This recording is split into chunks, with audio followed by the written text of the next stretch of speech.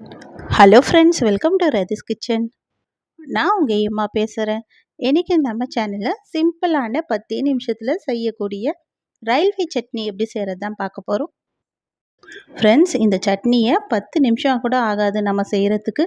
அந்த அளவுக்கு ரொம்ப சுலபமாக செஞ்சிடலாம். இந்த சட்னி எப்படி செய்யலாம் நம்ம வீடியோக்குள்ளே போய் பார்க்குறதுக்கு முன்னாடி நம்ம சேனலை முதன்முறையாக பார்க்குறீங்கன்னா சப்ஸ்கிரைப் பண்ணிவிட்டு கூட பெல் ஐக்கனை கிளிக் பண்ணிவிட்டு பாருங்கள் ஃப்ரெண்ட்ஸ். இப்போ வாங்க வீடியோக்குள்ளே போகலாம்.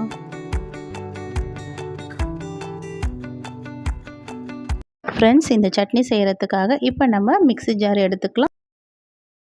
இப்போ இதில் 1/2 கப் அளவுக்கு தேங்காய் சேர்த்துக்கலாம். இது கூடவே 1 கப் அளவுக்கு உடைத்த கடலை சேர்த்துக்கலாம். தேங்காய் குறைவாக தான் சேர்க்கணும். இதில் உடைத்த கடலை 1 கப்பு ஃபுல்லாக சேர்த்துக்கலாம். இது கூடவே காரத்துக்காக 3 பச்சை மிளகாய் சேர்த்துக்கலாம். 2 பல் பூண்டு தோலை உரிச்சிட்டு அதையும் சேர்த்துக்கலாம். 1/2 கைப்பிடி அளவுக்கு கொத்தமல்லி இலைகள் சேர்த்துட்டு இது கூடவே ஒரு சின்ன துண்டு அளவுக்கு இஞ்சியை தோல் சீவிட்டு சின்ன சின்னதாக கட் பண்ணிவிட்டு இதையும் நான் சேர்த்துக்கிறேன். சின்ன நெல்லிக்காய் சைஸ் அளவுக்கு புளி சேர்த்துக்கலாம். இதுக்கு தேவையான அளவுக்கு உப்பு சேர்த்துட்டு இதில் கொஞ்சமாக தண்ணி சேர்த்துட்டு நல்லா பேஸ்ட்டாக அரைச்சி எடுத்துக்கலாம்.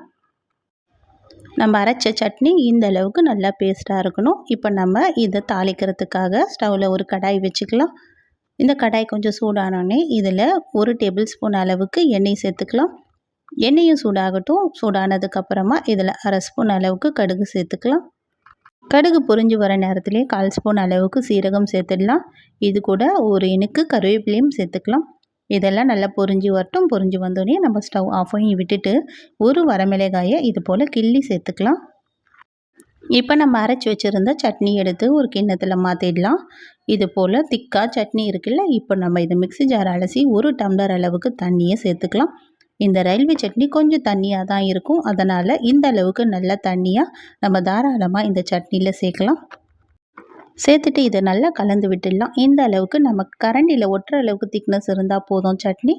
இந்த அளவுக்கு நம்ம ரெடி பண்ணி விட்டுட்டு நம்ம தாளித்து வச்சதை எடுத்து இதில் சேர்த்துடலாம்.